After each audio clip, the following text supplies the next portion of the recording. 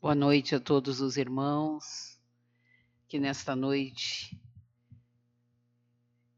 que nos encontramos aqui, somos poucos encarnados, mas certamente muitos desencarnados, e como disse o mestre, onde estiverem uma ou duas pessoas reunidas em meu nome, eu estarei entre elas. Então que possamos, nestes pequenos instantes em que aqui estamos, elevar os nossos pensamentos, buscar essa paz interior que nos fortalece o coração, que nos anima, que nos dá coragem para os embates da vida, e é fazendo essa conexão com a espiritualidade, nos encontramos e reencontramos com aqueles amigos espirituais que estão sempre ao nosso redor, que vêm ter conosco, que nos acompanham, também aqueles espíritos, muitas vezes, que estão junto de nós, nos nossos lares, nos nossos afazeres, e que vêm aqui também buscando um lenitivo, um consolo, buscando essas energias que a espiritualidade vem aqui elaborar junto de nós encarnados. Então gostaríamos de abrir os nossos trabalhos uma mensagem do livro Fala com Deus, para que possamos neste momento nos conectar com a espiritualidade, esquecendo os nossos afazeres, o mundo lá fora, com tantas atribulações e ocupações que nós temos. Então diz assim: cuidar do santuário interno. Deus, meu Pai, entra bem no âmago de mim, lá onde nem mesmo eu posso chegar. É de lá, do mais profundo, do íntimo mais íntimo, que surgem os raios de luz e trevas que forjam os pensamentos. É nesse lugar onde mais preciso de uma energia poderosa, um estímulo, um despertar, uma amenidade, uma felicidade. E só tu podes fazer isso, pois és a essência de tudo. Nenhuma pessoa, nem mesmo a que me é mais chegada, pode, como tu, entrar no meu santuário interior e propiciar um verdadeiro despertar. Recebendo as tuas luzes e energias, o meu ser toma fôlego e se vê em condições de ser alegre e esperançoso, de vez que está seguro e reconfortado. Agradeço-te porque tu existes, me amas e me fazes participar do banquete da vida. Obrigado, Deus, muito obrigada. Então, dando abertura aos nossos trabalhos da noite de hoje, elevemos o nosso pensamento, fazendo aquela oração que o Cristo nos ensinou. Pai nosso que estais nos céus, santificado seja o vosso nome. Venha a nós o vosso reino, faça-se a vossa vontade, assim na terra como no céu. Dai-nos o pão de cada dia, Senhor. Perdoai as nossas dívidas, como perdoamos aos que nos devem. Perdoai as nossas ofensas, assim como perdoamos os que nos ofenderam. E não nos deixeis entregues à tentação, mas livra-nos do mal. E assim seja. Então, neste momento, teremos a reflexão do Evangelho pela nossa companheira Laura.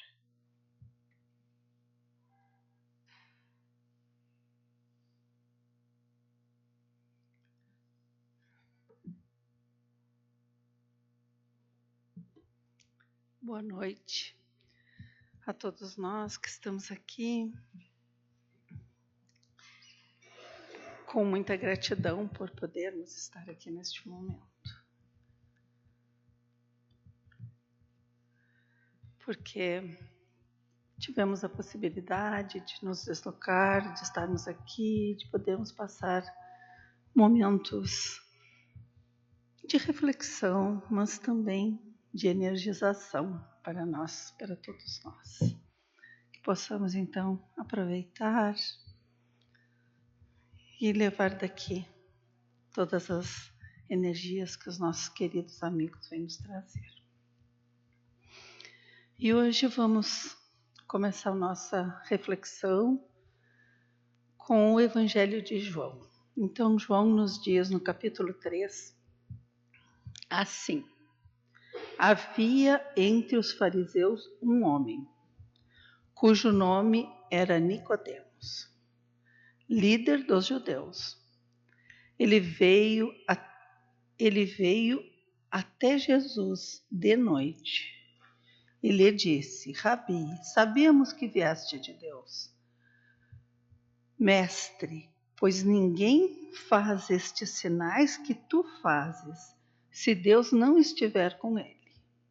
Em resposta, Jesus lhe disse: Amém, amém.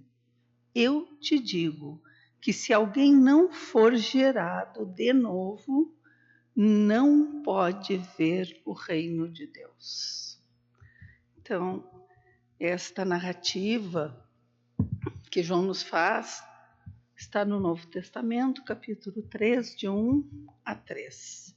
E hoje nós usamos o Novo Testamento do nosso querido companheiro Haroldo Dutra Dias, tradução dele.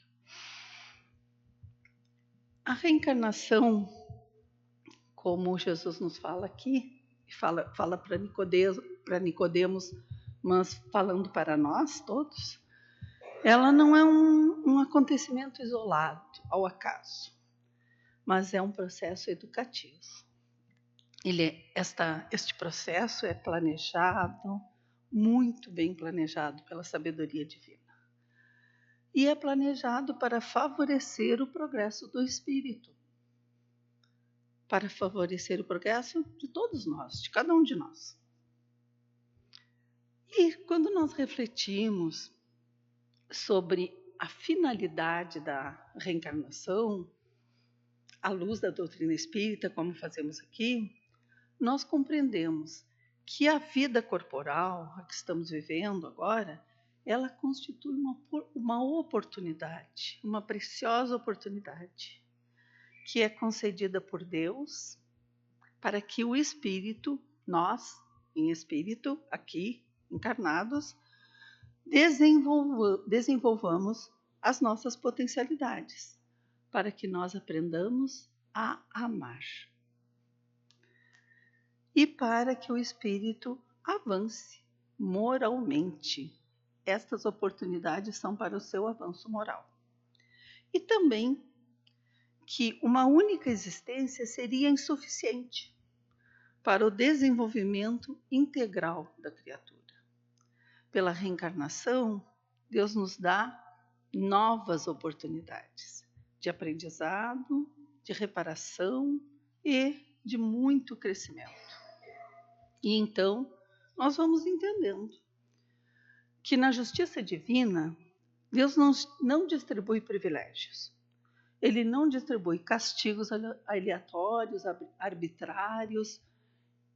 Sua justiça se manifesta através de leis perfeitas que unem amor e responsabilidade.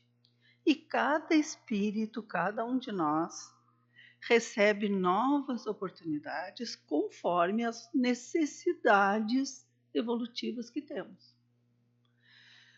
E também entendemos que todos fomos criados simples e ignorantes, já compreendemos isto, mas que fomos destinados à perfeição.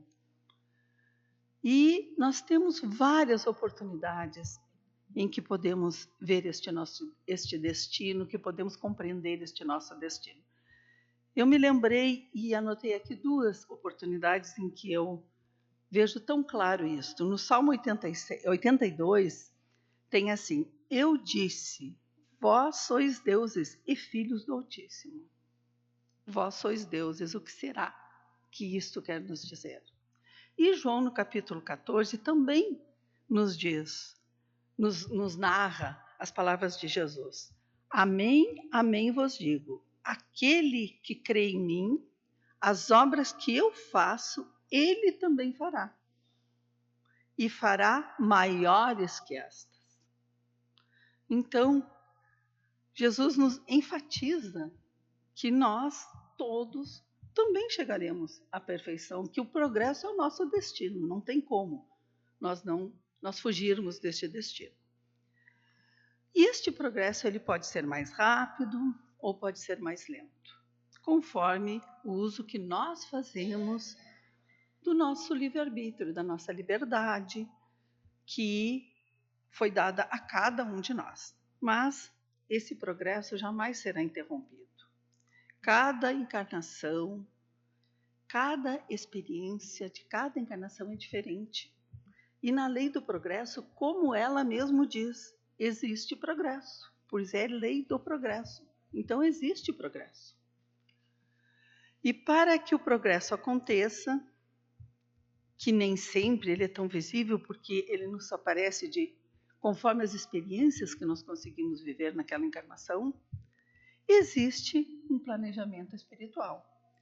Antes de nós reencarnarmos, o espírito, amparado pelos benfeitores espirituais, supervisionado, conduzido pelos benfeitores espirituais, ele, na grande maioria das vezes, não 100%, mas na grande maioria das vezes, ele mesmo participa do planejamento, ou seja, nós mesmos participamos do planejamento para esta nova experiência reencarnatória.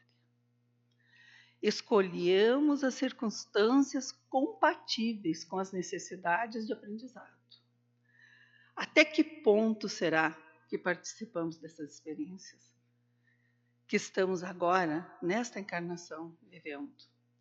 Acredito que a gente sempre se pergunta e a gente às vezes até reclama. E essa pergunta Allan Kardec apresentou aos espíritos superiores.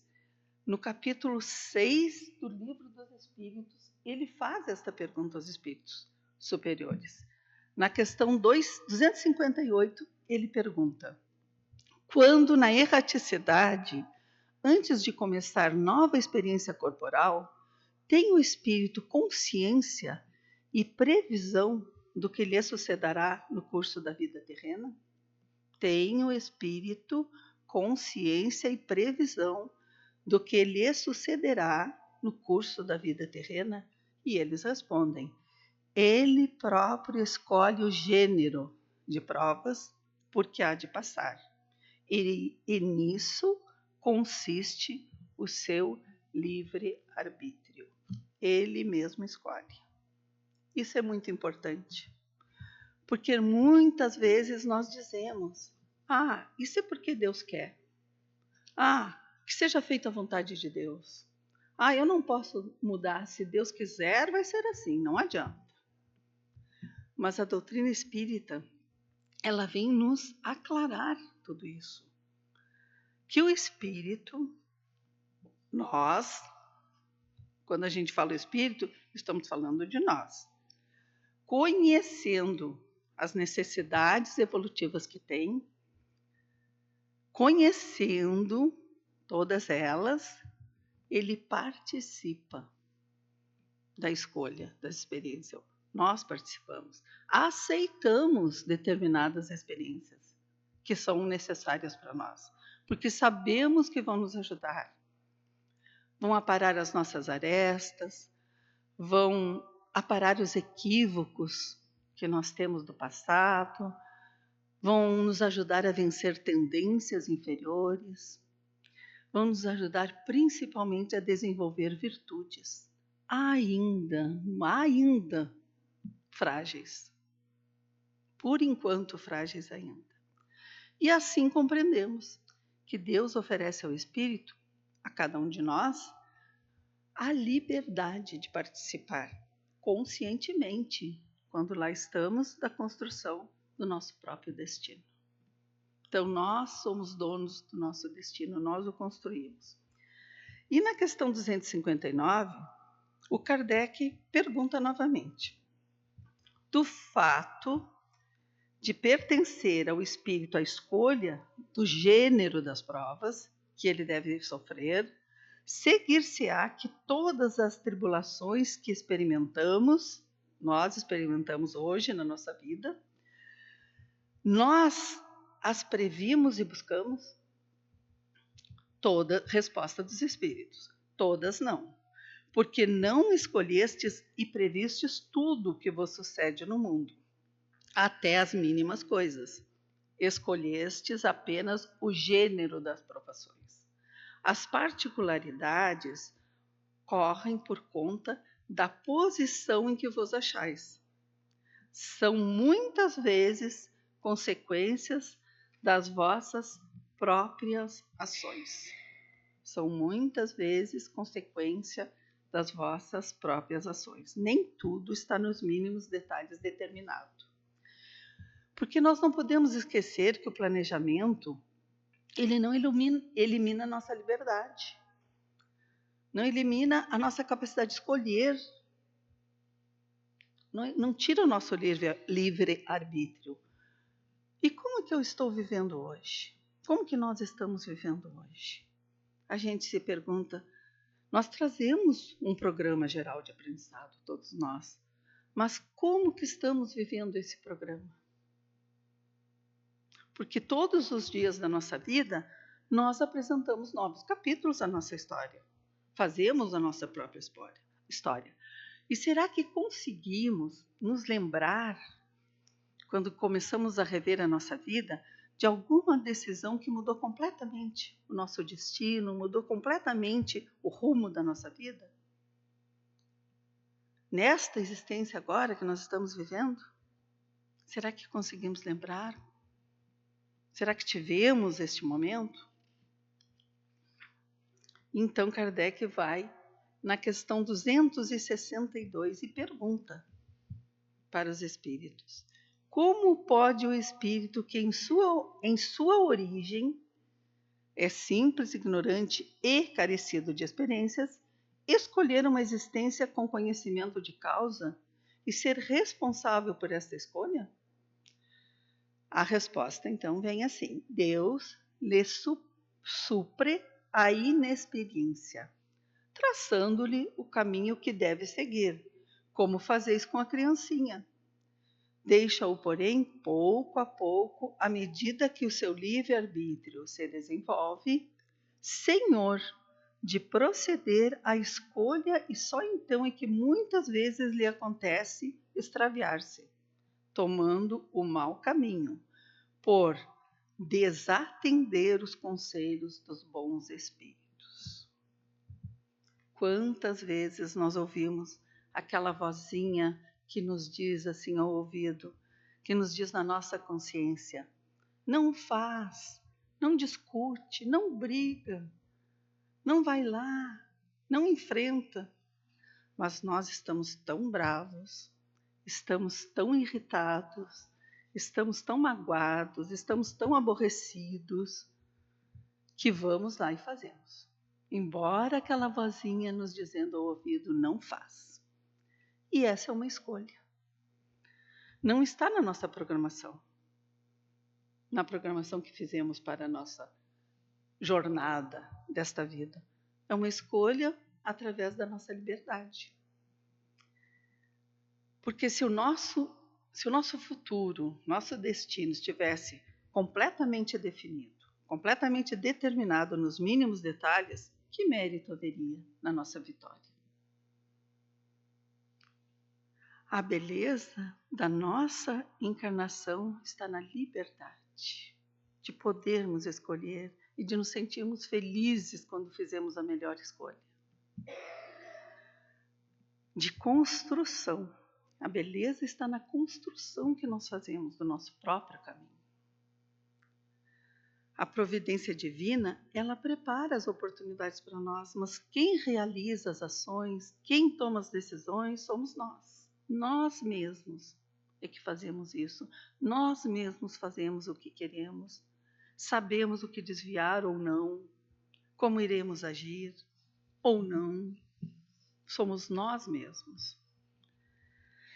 E na questão 262 ainda, Allan Kardec pergunta: quando o espírito goza do livre-arbítrio, a escolha da existência corporal dependerá sempre exclusivamente da sua vontade? Ou esta experiência pode ser imposta como expiação pela vontade de Deus? A escolha depende sempre exclusivamente da sua vontade. Aí nós vemos na própria literatura, nas obras de André Luiz, principalmente, nós vemos muitas narrativas disto, que o espírito tem uma reencarnação compulsória, porque nem sempre ele pode escolher. Muitas vezes, porque ele já recebeu todas as oportunidades e se não vier uma reencarnação compulsória, dirigida, escolhida pelos seus amigos, pelos seus coordenadores, orientadores espirituais, ele não vai conseguir sair daquele círculo, daquele vício de atitudes, de pensamentos, sempre levados ao mal, sempre levados aos vícios, sempre levados à raiva, sempre levados ao mal-querer. Ele não vai conseguir. E aí os espíritos respondem para Kardec: Deus sabe esperar. Não há pressa. Não há pressa a expiação, não tem pressa. Todavia, pode impor certa existência a um espírito quando este, pela sua inferioridade ou pela sua má vontade, não se mostra apto a compreender o que lhe será mais útil. E quando vê que tal existência servirá para a purificação e o progresso do espírito, ao mesmo tempo que lhe sirva de expiação. Que fazemos muitas vezes com nossos filhos, né? Damos liberdade, mas às vezes precisamos fazer alguma coisa como uma reencarnação compulsória, né? Precisamos fazer alguma coisa que seja nós que decidimos, nós que os guiamos, que não podemos deixá-los totalmente livres, porque eles ainda não estão em condições de saber e de escolher.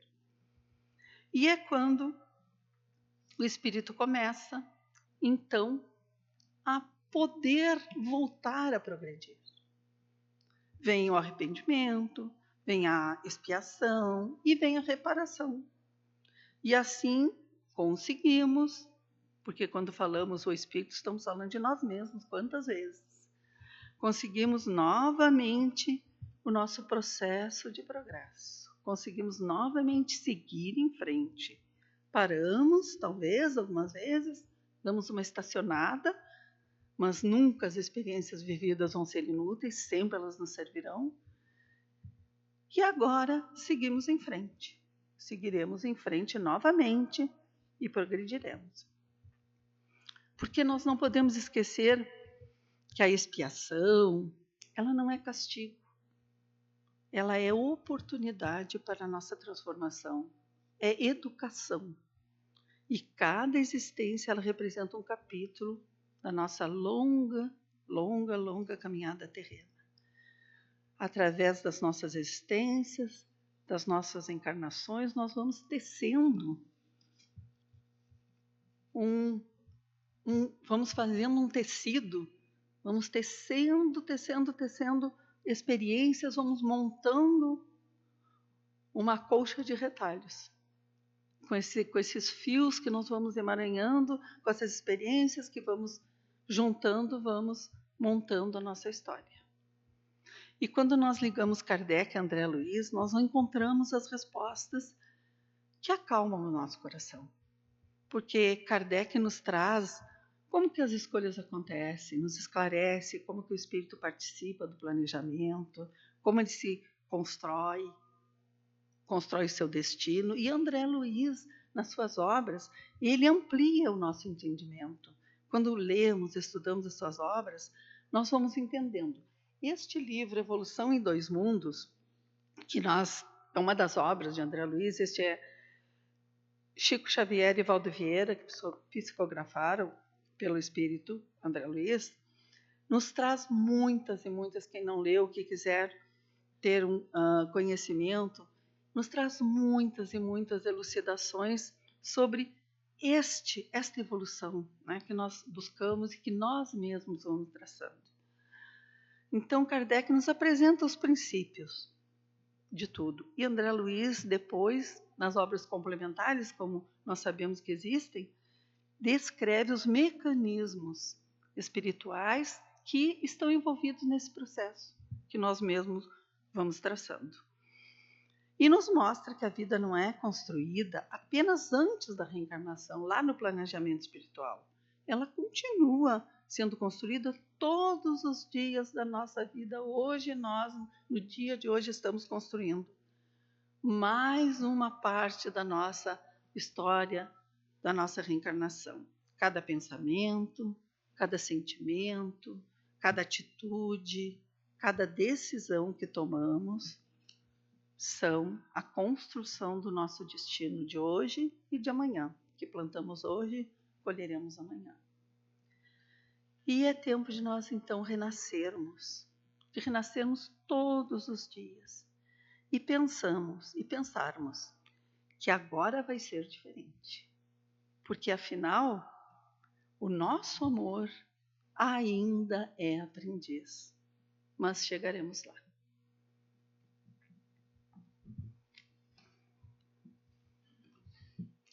Então, gostaríamos de encerrar com esta linda oração dos nossos queridos companheiros de doutrina, que o Darcy vai colocar para nós.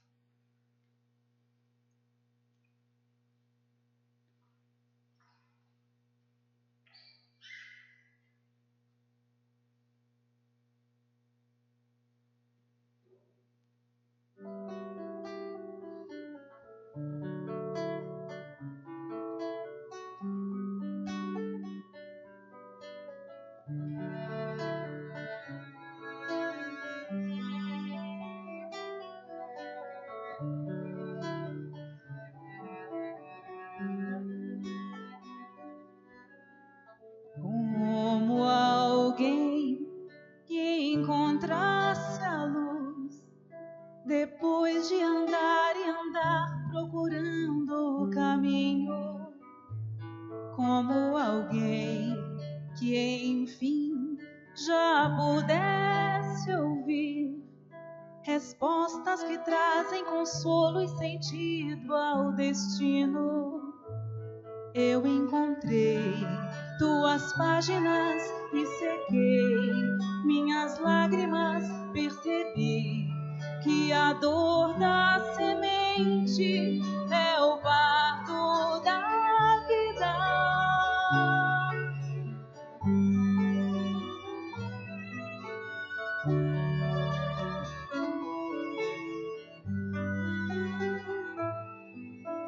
Como alguém que já quer seguir os passos do mestre com fé e razão consciente, como alguém que em si já soubesse ouvir as vozes dos seres que habitam espaço infinito. Eu encontrei tuas páginas e sequei minhas lágrimas, percebi que a dor da semente é o parto da vida. Minha dor me trouxe aqui para entender a flor que brota em mim. Meu amor é aprendiz de um bem maior, que seja assim. Nesse vai e vem, sei que voltarei pra cuidar da flor, pra acalmar a dor e ser feliz.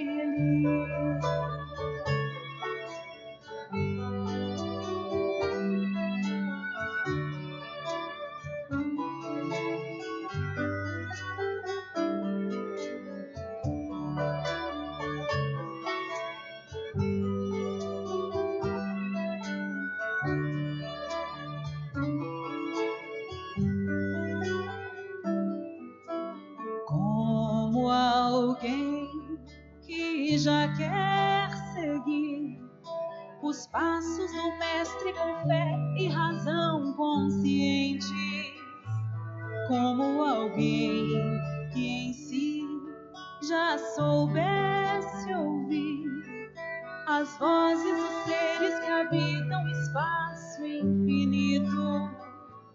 Eu encontrei tuas páginas e sequei minhas lágrimas, percebi que a dor da semente é o parto da vida. Minha dor me trouxe aqui pra entender a flor que brota em mim. Meu amor é aprendiz de um bem maior. Que seja assim, nesse vai e vem. Sei que voltarei pra cuidar da flor, pra acalmar a dor e ser feliz. Minha dor me trouxe aqui pra entender a flor que brota em mim. Meu amor é aprendiz de um bem maior. Que seja assim, nesse vai e vem. Sei que voltarei pra cuidar da flor, pra acalmar a dor e ser feliz.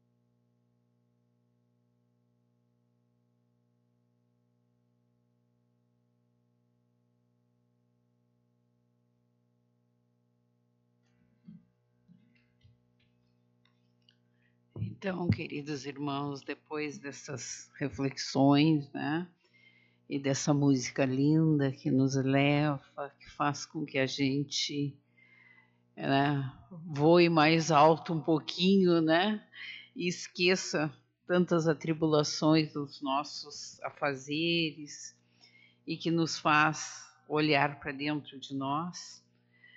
Queríamos convidar a todos, a casa está convidando para uma roda de conversa com as famílias, com o título Entre o Amor e os Limites, Caminhos para uma Educação Consciente.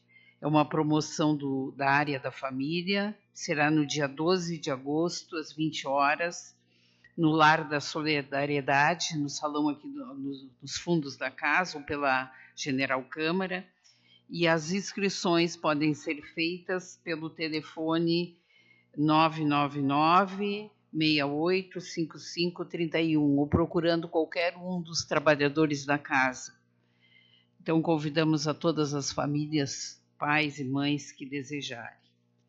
Então, pensando, né, que nós também podemos fazer a caridade, ajudar através da oração, porque a oração é pensamento, é vibração, é energia, e nós podemos abraçar e tocar todos aqueles que nós endereçamos as nossas vibrações, tanto encarnados como desencarnados.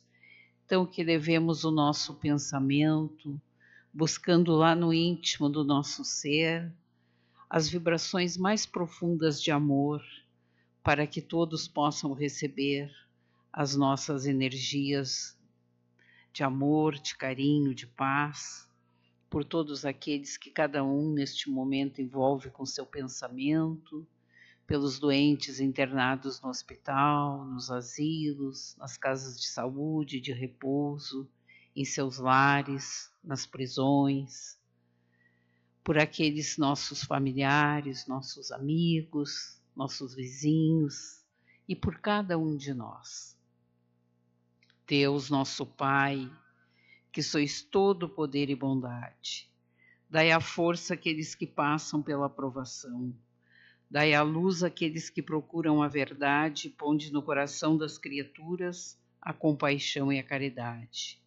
Deus, dai ao viajor a estrela guia, ao aflito a consolação, ao doente o repouso.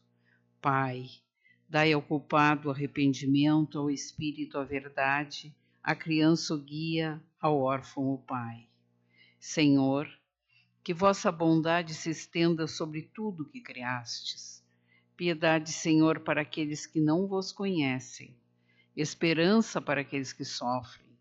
Que vossa bondade permita aos Espíritos Consoladores derramarem por toda parte a paz, a esperança e a fé.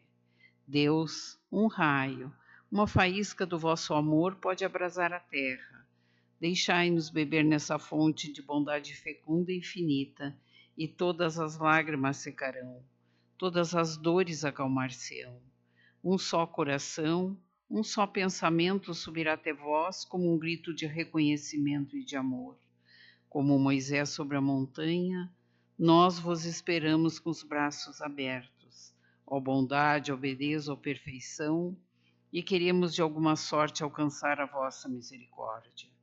Deus, dai-nos a força de ajudar o progresso a fim de subir até vós. Dai-nos a caridade pura, dai-nos a fé e a razão, dai-nos a simplicidade que fará das nossas almas o espelho onde se deve refletir a vossa imagem. Então, neste momento, finalizamos a nossa transmissão pelo Facebook, pelo YouTube, e desejamos a todos uma noite com muita paz. E todos os presentes na casa